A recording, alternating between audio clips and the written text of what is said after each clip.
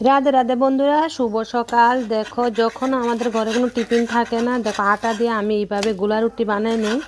আর গোলা রুটি খেতে খুবই ভালো লাগে। আর তোমরা কারা কারা এরকম গোলা রুটি বানিয়ে খাও আর কমেন্ট করে জানাইবা। তো আমি ঘি দিলাম না, ঘি দিয়ে বানানো যা, আমি বানাইলাম সাদা তেল দিয়া। আর তোমাদের কার কার ভালো লাগে এরকম গোলা রুটি খেতে কমেন্টে জানাইবা, ঠিক আছে?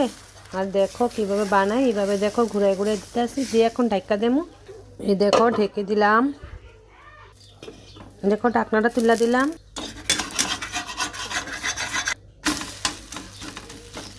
একদম তেল কম দিয়ে বানাইতে, যেহেতু সকালে খামো, তো এত তেল দিলে তো ভালো না, শরীরে তেল খাওয়া। দেখো বানিয়ে নিলাম। আর দেখো আরও কতগুলো বানিয়ে নিলাম। আর এগুলো সবজি দিয়ে খাওয়া যায়, তো আমরা খালি খামো। আর বাচ্চারা খাইলে একটু চচ দেওয়া দিই। আর দেখছো কতগুলো বানাইলে না, একদম নরম নরম, দেখো একদম নরম, এই নরম, একদম তুলতুলে নরম।